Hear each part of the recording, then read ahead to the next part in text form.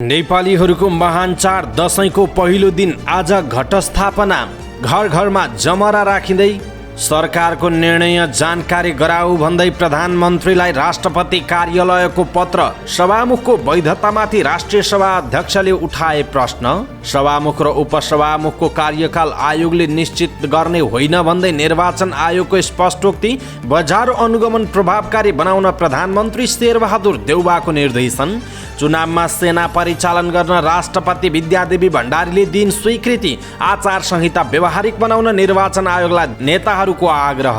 गीत संगीत र साहित्यका माध्यमबाट संस्कृति स्थापित गर्न आवश्यक रहेको उपराष्ट्रपति नन्दबहादुर पुनको भनाई। नेपालमा एकै दिन डेङ्गुबाट 1504 जना संक्रमित। गएको 24 घण्टामा नेपालमा 51 जनामा कोरोना भाइरसको संक्रमण पुष्टि। 100 जना निको भए। काठमाडौँ जस्तो सांस्कृतिक ठाउँमा बाटो बनाउने नाममा घर भत्काउन नहुने सांस्कृतिक पर्यटन तथा नागरिक उड्डयन मन्त्री जीवनराम श्रेष्ठको टिप्पणी। संघीयतालाई कसरी कार्यान्वयन गर्नुपर्छ देखाउने छौं भन्दै नेपाली कांग्रेसका नेता प्रकाशमान सिंहको भनाई। संघीय लोकतान्त्रिक गणतन्त्रको ढुङ्गामा प्वाल पार्ने काम भएको डाक्टर बाबुराम भट्टराईको भनाई। संघीय संरचना अनुरूप अपेक्षित विकास हुन नसकेको राज्य मन्त्री उमेश श्रेष्ठको दावी। थिङ्क ट्याङ्कहरूलाई व्यवस्था गरेर विकास गर्न नसकिने राष्ट्रिय योजना आयोगका पूर्व उपाध्यक्ष डाक्टर स्वर्णिम वाग्लेको टिप्पणी। राष्ट्रिय गानका रचनाकार व्याकुल माइलालाई मासिक 50,000 रुपैयाँ दिने नेपाल सरकारको निर्णय। चुनाव अघि नै काठमाडौँमा मेलम्चीको पानी ल्याउने तयारी। कायम मुकायम प्रधान न्यायाधीश कार्कीलाई सर्वोच्च अदालतबाट बिदाई। प्रेम गीत 3 लाई 2 दिनमा नेपालमा 4.25 करोड, विश्वभरबाट 14 करोड आम्दानी। कास्कीमा खानेपानीको पाइप चोरी आरोपमा जनप्रतिनिधि पक्राउ। हिरासतमा रहेका व्यक्तिको नाममा गाँजाको पार्सल आयो। अवैध लागु औषध सहित 6 जना पक्राउ। नेप्सेमा 23.83 अङ्कको गिरावट। कारोबार रकम 1 अर्ब माथि। फेसन सोमा भाग लिन बलिउड अभिनेत्री मानुषी चिल्लर काठमाडौँमा। अब टाटा कम्पनीले बनाउने छ आइफोन। 1/4 आइफोन भारतमै उत्पादन हुने। आत्महत्या गर्न आयरल्यान्डमा एक व्यक्तिले 55 वटा ब्याट्री निलेको जानकारी। बङ्गलादेशलाई हराएर दशैंको अग्रिम शुभकामना दिने उद्देश्य रहेको नेपाली राष्ट्रिय फुटबल टोलीका कार्यवाहक प्रशिक्षक प्रदीप उमागाईको दावी। र समाचार पार्टी हेल्थ टिप्स अन्तर्गत आज हामी चिसो पानीले नुहाउँदा स्वास्थ्यमा के फाइदा हुन्छ भन्ने विषयवस्तुमा जानकारी दिनेछौँ। हामीलाई अन्तिमसम्म हेर्नुहोला। दर्शक महानुभाव नमस्कार। समाचार पार्टी.com को न्यूज बुलेटिनमा यहाँलाई हार्दिक स्वागत छ। म प्रहलाद चन्द्र घिमिरे। आज मिति विक्रमसम्म 2079 साल असोजको 10 गते सोमबार ईस्वीसम्म सन् 2022 सेप्टेम्बर 26 तारिक आज असोज शुक्ल प्रतिपदा। आज घटस्थापना, नवरात्र आरम्भ, अन्तर्राष्ट्रिय परमाणु हतियार निर्मूल दिवस पनि आज रहेको छ। अब घर घरमा नेपालीहरूको महान पर्व दशैं सुरु भइसकेको छ। यहाँहरू सम्पूर्णलाई हार्दिक मङ्गलमय शुभकामना छ। सदाको झैं आज पनि हामी उपस्थित भएका छौँ। आजका महत्त्वपूर्ण समाचार, ब्रेकिङ न्यूज अपडेटहरू लिएर तपाईलाई काम लाग्ने, हेर्नै पर्ने महत्त्वपूर्ण खबरहरू लिएर उपस्थित भएका छौँ। हामीलाई अन्तिमसम्म हेर्नुहोला। हाम्रो मेहनतका लागि यो भिडियोमा एउटा लाइक अवश्य गर्नुहोला। दर्शक महानुभाव, पलपलको न्यूज अपडेटका लागि हाम्रो च्यानललाई सब्स्क्राइब गर्नुहोस् अनि नजिकै आउने बेल आइकनलाई क्लिक गर्नुहोला। दैनिक रूपमा हेर्नुहुन्छ भने रेगुलर भनेर लेख्नुहोला। आज पहिलोचोटि हेर्दै हुनुहुन्छ भने फर्स्ट टाइम भनेर लेखिदिनुहोला। देशभित्र हुनुहुन्छ भने आफू रहेको गाउँठाउँ सहर जिल्लाको नाम लेख्नुहोला। दर्शक महानुभाव, विदेशमा हुनुहुन्छ भने कुन देशबाट हेरिरहनु भएको छ त्यो कुरा तलको कमेन्ट बक्समा कमेन्ट गर्नुहोला। आउनुहोस् दर्शक महानुभाव, आजका महत्त्वपूर्ण समाचार सुरु गरौँ घर घरमा जमरा राखेर घटस्थापना गरिँदै गरेको प्रसङ्गबाट। नेपालीहरूको महान चाड दशैंको पहिलो दिन आज घटस्थापना। नेपालीहरूको महान चाड विजया दशमीको पहिलो दिन सबै नेपालीको घर घरमा जमरा राखिन्छ। जमरा राख्नु पूर्व गाउँघरमा रातो तथा कमेरो माटोले र शहरमा विभिन्न रङले घर लिपपोत तथा रङ रोगन गरिन्छ। घर शुद्ध भएपछि मात्र देवीको आगमन हुन्छ भन्ने मान्यता छ। देवीलाई जौको जमरा मनपर्ने भएकाले घटस्थापनाको दिन विधिपूर्वक जौ, गहुँ तथा मकैलाई माटोमा छरिन्छ र टीकाको साइतमा जमरालाई फूलको रूपमा प्रयोग गर्ने चलन रहेको छ। जमरालाई समृद्धिको प्रतीक मानिन्छ। त्यसैले टीकाको दिन आफूभन्दा मान्यजनको हातबाट टीका ग्रहण गर्दा पहेँलो जमरा नै प्रयोग गरिने हुनाले जमरा उमार्न शुद्ध माटो प्रयोग गर्ने गरिन्छ। घटस्थापनाका लागि आज उत्तम साइत बिहान 10:23 रहेको जनाइएको छ। घटस्थापनाको पहिलो दिन झिसमिसे भई आत्मशुद्धि पछि नदी, खोला, बगर अथवा आफूलाई पाएक पर्ने स्थानबाट बालुवा या माटो ल्याई जमरा राखिन्छ। जमरा राख्नु पूर्व पूजा कोठाको सरसफाई तथा गाईको गोबरबाट लिपपोत गर्ने प्रचलन छ। घटस्थापनाको सायद बिहान 11:23 रहेको नेपाल पञ्चाङ्ग निर्णायक समितिले जनाएको छ। घटस्थापनाको उपलक्ष्यमा काठमाडौँको हनुमान ढोका दरबारमा रहेको दशैं घरमा वैदिक विधिपूर्वक जमरा राखी महाकाली, महालक्ष्मी, महासरस्वती लगायत नवदुर्गा र अन्य शक्तिपीठहरूमा नवरात्रिको पूजा आरम्भ हुने गर्दछ।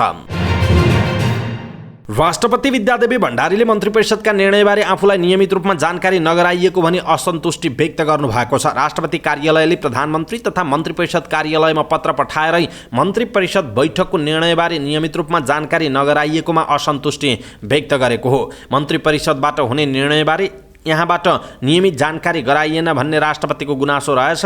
त्यही अनुसार राष्ट्रपतिको कार्यालयले पत्र पठाएर चासो देखाएको हो। प्रधानमन्त्री तथा मन्त्री परिषद कार्यालय उच्च स्रोतले भनेको छ त्यो पत्र मुख्य सचिवज्यू समक्ष पेश भएपछि के गर्ने टुङ्गो लाग्नेछ। तर अहिले मुख्य सचिवज्यू बिरामी भएर अस्पताल भर्ना भएकाले पत्र अगाडि नबढेको बताइएको छ। राष्ट्रपति कार्यालयका प्रेस विज्ञ टीका ढकालका अनुसार संविधानको धारा 81 भएको विषयवस्तुबारे राष्ट्रपति कार्यालयले चासो दिएको हो। उक्त धारामा 5 वटा विषयमा प्रधानमन्त्री राष्ट्रपतिलाई जानकारी गराउने व्यवस्था छ। पहिलो, मन्त्री परिषदका निर्णय। दोस्रो, संघीय संसदमा पेश गरिने विधेयकबारे प्रधानमन्त्रीले राष्ट्रपतिलाई अवगत गराउनुपर्छ। संवैधानिक व्यवस्था अनुसार राष्ट्रपतिले यी दुई विषयमा अरू विवरण मागेमा त्यो पनि प्रधानमन्त्रीले जानकारी गराउनु पर्ने उल्लेख छ। चौथो, नेपालको समसामयिक परिस्थितिबारे समेत राष्ट्रपतिलाई जानकारी गराउनु पर्ने व्यवस्था छ। प्रधानमन्त्रीले राष्ट्रपतिलाई जानकारी गराउनु पर्ने 5औं विषय वैदेशिक सम्बन्ध सम्बन्धी हो। राष्ट्रपति कार्यालय स्रोतका अनुसार नागरिकता विधेयकबारेको निर्णय आफूलाई जानकारी नै नगराई संघीय संसदमा पेश भएको भन्दै राष्ट्रपति विद्यादेवी भण्डारी प्रधानमन्त्री देउबासँग असन्तुष्ट हुनुहुन्थ्यो। सरकारले संघीय संसदमा पेश गर्ने हरेक विधेयक मन्त्री परिषदबाट निर्णय गर्नुपर्छ। त्यसमाथि संघीय संसदमा पेश हुने विधेयकबारे सूचित हुन पाउने संवैधानिक व्यवस्था अनुसार राष्ट्रपति भण्डारीको असन्तुष्टि बढेको जनाइएको छ। प्रधानमन्त्रीका कानुन विज्ञ केशव जोशी राष्ट्रपति र प्रधानमन्त्री बीच नियमित रूपमा भेटघाट हुने गरेको बताउनुहुन्छ। राष्ट्रपतिका प्रेस विज्ञ ढकालका अनुसार प्रधानमन्त्रीले मन्त्री परिषदका निर्णय र संघीय संसदमा पेश गर्ने विधेयकबारे राष्ट्रपतिलाई अवगत गराउनुपर्ने संवैधानिक व्यवस्था केही महिनादेखि टुटेको पनि बताउनु भएको छ। यसर्थ सरकारको निर्णय जानकारी गराउ भन्दै प्रधानमन्त्रीलाई राष्ट्रपति कार्यालयले पत्र लेखेको छ। दर्शक महानुभाव, यसप्रति तपाईँको धारणा के छ? आफ्नो धारणा तलको कमेन्ट बक्समा कमेन्ट गर्नुहोला। राष्ट्रिय सभाका अध्यक्ष गणेश प्रसाद तिमिल सिन्हाले सभामुखको हैसियतमा सापकोटाले गरेका निर्णयहरूमाथि प्रश्न उठाउनु भएको छ। संघीय संसद सचिवालयका महासचिवलाई पत्र लेख्दै उहाँले सभामुख सापकोटाले असोज 5 सभामुखको हैसियतमा गरेको निर्णय कार्यान्वयन नगराउन निर्देशन दिनुभएको छ। तिमिल सिन्हाले यसअघि सभामुख र उपसभामुखको पदावधि खुलाउन निर्वाचन आयोगलाई पत्र लेख्नु भएको थियो। जवाफमा आयोगले उनीहरूको र जनप्रतिनिधिहरूको कार्यकाल आयोगले निश्चित गर्ने विषय नभएको जवाफ पठाएको थियो। असोज 5 गते सभामुख सापकोटाको अध्यक्षतामा बसेको व्यवस्थापन समितिको बैठकले गत पुसदेखि संसद सचिवालयमा हाजिर भएर काम गरिरहेका उपसचिवहरू सुशीला आचार्य र नुमराज खनालको नाम अनुमोदन गरेको थियो। लोकसेवा आयोगले नियुक्ति दिएर पठाए पनि नयाँ आउने कर्मचारीलाई संसद व्यवस्थापन समितिले अनुमोदन गर्नुपर्ने व्यवस्था भए अनुसार निर्णय भएको संसद सचिवालयका अधिकारीहरूले जनाएका छन्। यसैबीच निर्वाचन आयोगले राष्ट्रिय सभाका अध्यक्ष गणेश प्रसाद तिमिल सिन्हालाई प्रतिनिधि सभाको कार्यकाल आयोगले निश्चित गर्ने विषय नभएको जवाफ पठाएको छ। अध्यक्ष तिमिल सिन्हाको निर्देशनमा उहाँका निजी सचिव सुशीला आचार्यले गत बिहीबार प्रतिनिधि सभाका पदाधिकारी तथा सदस्यहरूको कार्यविधि कहिलेसम्म रहने हो खुलाई पठाइदिनु हुन निर्देशन अनुसार अनुरोध छ भनेर निर्वाचन आयोगमा पत्र पठाउनु भएको थियो। शुक्रबार नै जवाफ पठाएर आयोगले निर्वाचित संसदको कार्यकाल आयोगले निश्चित गर्ने विषय नभएको बताएको हो। तथापि प्रतिनिधि सभाका पदाधिकारी तथा सदस्यहरूको कार्यविधि निर्क्युल हुनुपर्छ भन्ने आयोगको मत रहेको पत्रमा उल्लेख रहेको छ। प्रधानमन्त्री शेरबहादुर देउवाले बजार अनुगमनलाई प्रभावकारी रूपमा अगाडि बढाउन मातहतका निकायलाई निर्देशन दिनुभएको छ। आइतबार बिहान प्रधानमन्त्री निवास बालुवाटारमा मातहतका 5 मन्त्री र सचिवहरूलाई बोलाएर प्रधानमन्त्री देउवाले यस्तो निर्देशन दिनुभएको हो। बैठकलाई सम्बोधन गर्दै प्रधानमन्त्री देउवाले चाडपर्वको समयमा बजारमा हुने अवांछित गतिविधिमा सचेत रहँदै आफ्नो क्षेत्राधिकार अनुसार बजार अनुगमनलाई प्रभावकारी बनाउन निर्देशन दिनुभएको हो। प्रधानमन्त्री देउवाले चाडपर्व लक्षित बजार अनुगमन र स्वच्छ बजारका लागि काम गर्न 12 मुद्दे निर्देशन पनि दिनुभएको छ। एकीकृत र संयुक्त बजार अनुगमन, विज्ञ परिचालन, कालोबजारी एकाधिकार रोक्ने, चाडपर्वको यात्रा सुरक्षित बनाउने लगायतको रहेको जनाइएको छ। राष्ट्रपति विद्यादेवी भण्डारीले आगामी मक्सिर 4 गते हुने चुनावमा नेपाली सेनालाई परिचालन गर्न स्वीकृति दिनुभएको छ। एकीकृत सुरक्षा कार्ययोजना 2079 भएको व्यवस्था अनुसार सुरक्षा निकायहरूबीच एकीकृत तथा समन्वयात्मक रूपमा सुरक्षा प्रदान गर्ने कामका लागि राष्ट्रिय सुरक्षा परिषदको भदौ 17 गतेको सिफारिस अनुसार राष्ट्रपतिले सेना परिचालन गर्न स्वीकृति दिएको राष्ट्रपतिको कार्यालयले जनाएको छ। राष्ट्रपतिको कार्यालयले निकालेको विज्ञप्तिमा भनिएको छ, मन्त्री परिषदको मिति 2079-5-22 को निर्णय तथा सम्माननीय प्रधानमन्त्रीको मिति 2079-5-27 को पत्रका आधारमा सम्बत 2079 साल मक्सिर 4 गते हुने प्रतिनिधि सभा तथा प्रदेश सभा सदस्य निर्वाचन कार्यमा नेपाली सेना परिचालन गर्न नेपालको संविधानको धारा 66 को उपधारा 2 बमोजिम स्वीकृति प्रदान गर्नुभएको छ भनेर भनिएको छ। राजनीतिक दलका नेताहरूले निर्वाचन आचार संहितालाई व्यवहारिक बनाउन निर्वाचन आयोगलाई आग्रह गरेका छन्। आगामी मक्सिरमा हुने प्रतिनिधि सभा र प्रदेश सभाको निर्वाचनको आचार संहितामा हस्ताक्षर गर्न निर्वाचन आयोग पुगेका दलका नेताहरूले उम्मेदवारले गर्ने निर्वाचन खर्च, प्रचार प्रसारको समय सीमा लगायतका विषयलाई समय सुहाउँदो व्यवहारिक बनाउन सुझाव दिएका हुन्। उनीहरूले मन्त्री अर्थात् कार्यकारी हुनुको कारणले निर्वाचन प्रचारमा जान रोक्ने काम राजनीतिक अधिकार विरुद्धको भएको भन्दै सरकारी सेवा सुविधा प्रयोग नगर्ने गरी प्रचार प्रसारमा सहभागी हुन पाउने व्यवस्था गर्न आयोगको ध्यानाकर्षण गराएका छन्। भौगोलिक क्षेत्र र सुगमता हेरेर निर्वाचन खर्चको सीमा निर्धारण गर्नुपर्ने सुझाव पनि नेताहरूले दिएका छन्। आयोगसँग छलफलपछि सञ्चारकर्मीहरूलाई संक्षिप्त प्रतिक्रिया दिँदै नेकपा माओवादी केन्द्रका नेता लीलामणि पोखरेलले यसअघि आफूले आचार संहितामा परिमार्जन गर्न दिएका सुझाव अहिले पनि कायमै रहेकाले त्यसलाई व्यवहारिक हुने गरी संशोधन गर्न सुझाव दिएको बताउनुभयो। उहाँले मन्त्री वा कार्यकारी हुनुको कारणले निर्वाचन प्रचार प्रसारमा रोक्न नमिल्ने बताउनुभयो। त्यस्तै लोकसभाका नेता केशव झाले निर्वाचन प्रचार प्रसारमा मन्त्री प्रधानमन्त्री पनि जान पाउने विषयलाई व्यवहारिक बनाउने, खर्चको सीमा लगायतका विषयलाई संशोधन गर्न सुझाव दिएको बताउनुभयो। उपराष्ट्रपति नन्दबहादुर पुनले गीत सङ्गीत तथा साहित्यका विविध माध्यमबाट देशको संस्कृतिलाई स्थापित गर्न आवश्यक रहेको बताउनुभयो।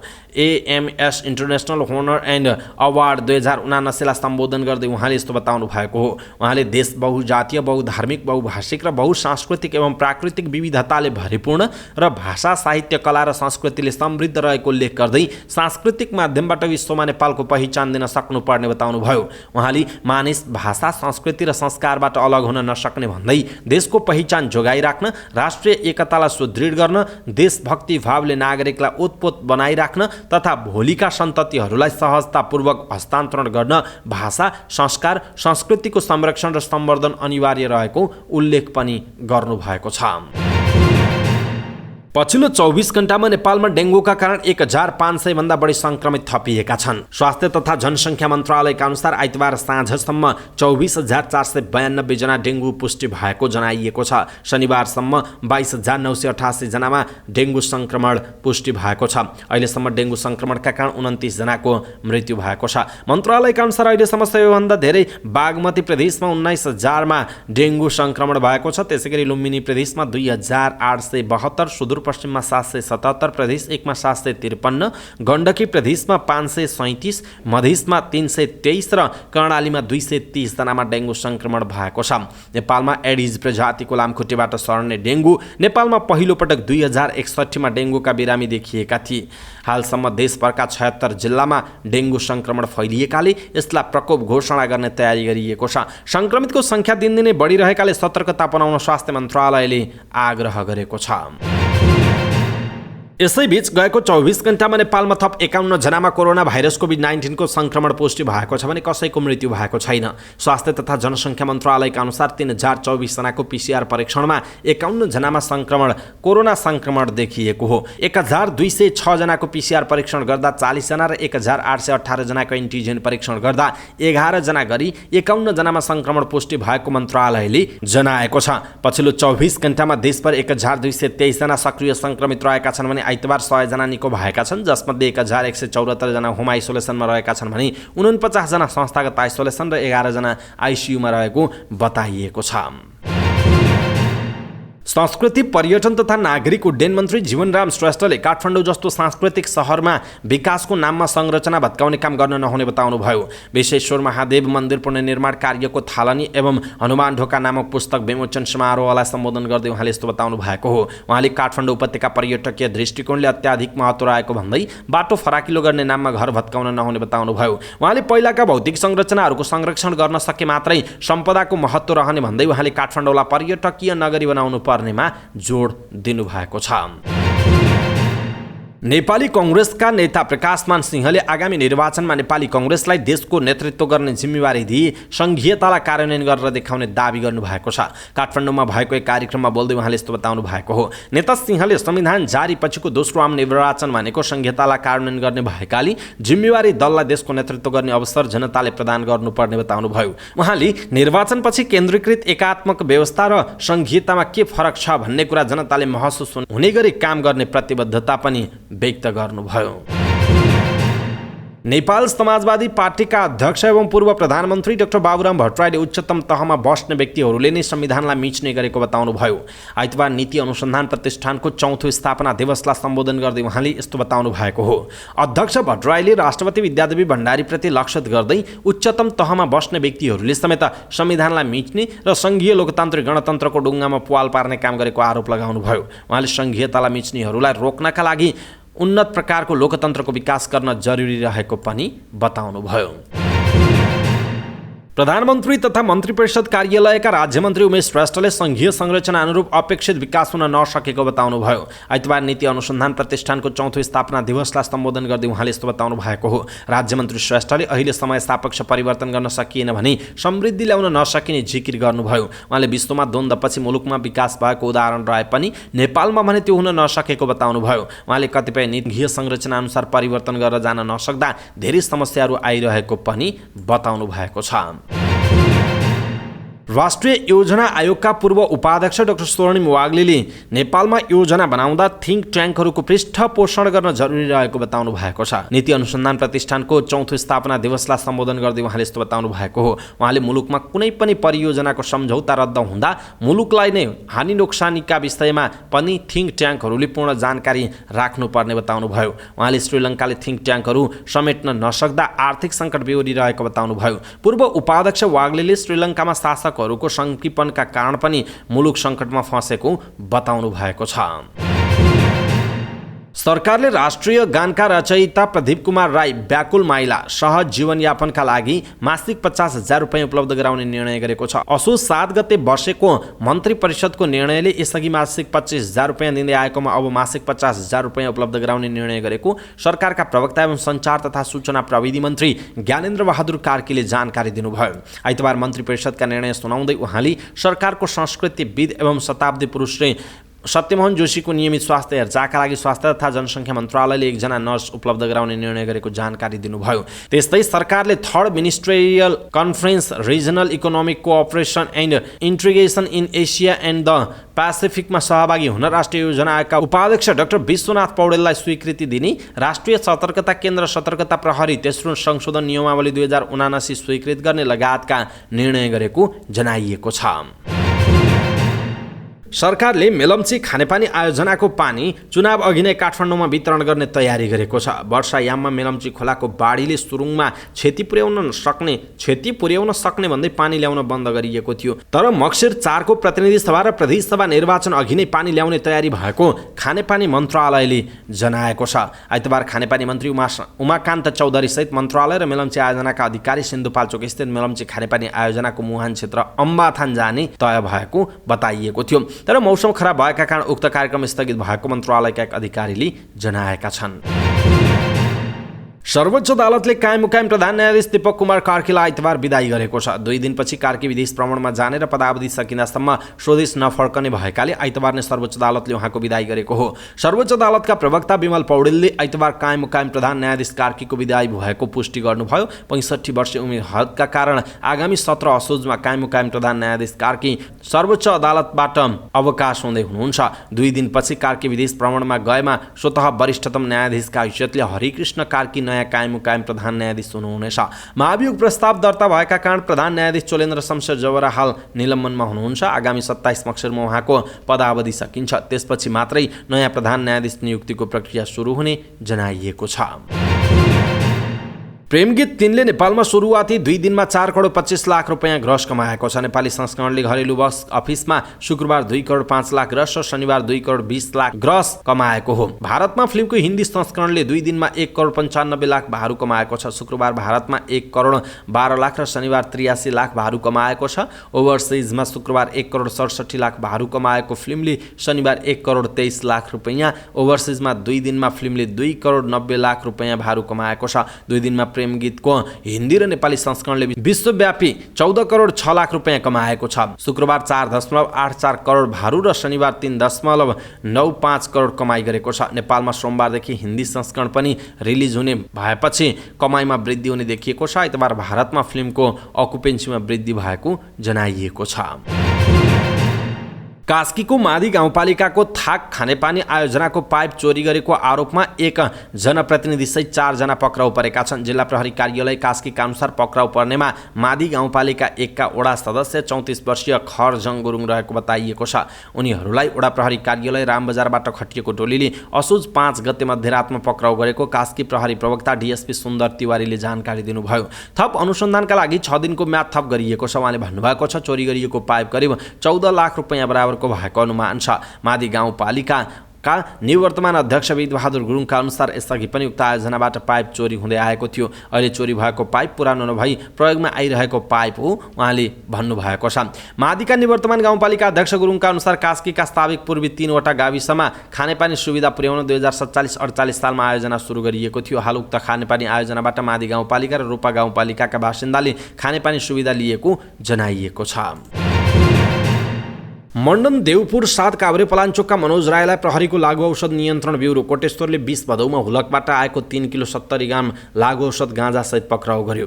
अमेरिकाबाट आएको पार्सलमा गाँजा भेटिएपछि प्रहरीले उनलाई पक्राउ गरेको थियो।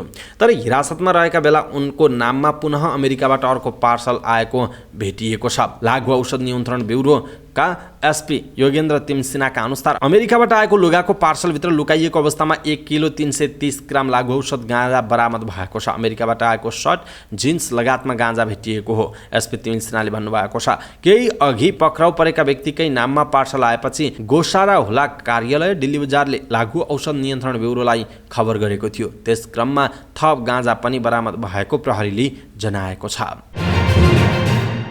नेपाल प्रहरीले अवैध लागु औषध सहित 6 जनालाई पक्राउ गरी सार्वजनिक गरेको छ। आइतबार नेपाल प्रहरीको लागु औषध नियन्त्रण ब्युरो कोटेश्वरले पत्रकार सम्मेलन गरी उनीहरूलाई सार्वजनिक गरेको हो। सार्वजनिक हुनेमा लागु औषध खैरो हिरोइनतर्फ 2 जना, नियन्त्रित लागु औषध एम्पुलतर्फ 3 जना र लागु औषध एम्पुल बस सहित अन्य 1 जना छन्। पक्राउ पर्नेमा भदौ 21 गते ललितपुरको महालक्ष्मी स्थानबाट इलामका 24 वर्षीय सुजन हेल्मु र भदौ 21 गते नै इलामकै सञ्जीव राईलाई पक्राउ गरेको थियो। त्यस्तै भदौ 24 गते ललितपुरको थसी खेलबाट बा 5-7138 नम्बरको बोलेरो पिकअप भ्यान र लुकाएको अवस्थामा लागु औषध बुप्रोनोफ्रिन 334 एम्पुल, डाइजेपाम 333 एम्पुल र फेनेरागन 333 एम्पुल बरामद गरिएको प्रहरी उपरीक्षक योगेन्द्र कुमार खड्काले जानकारी दिनुभयो।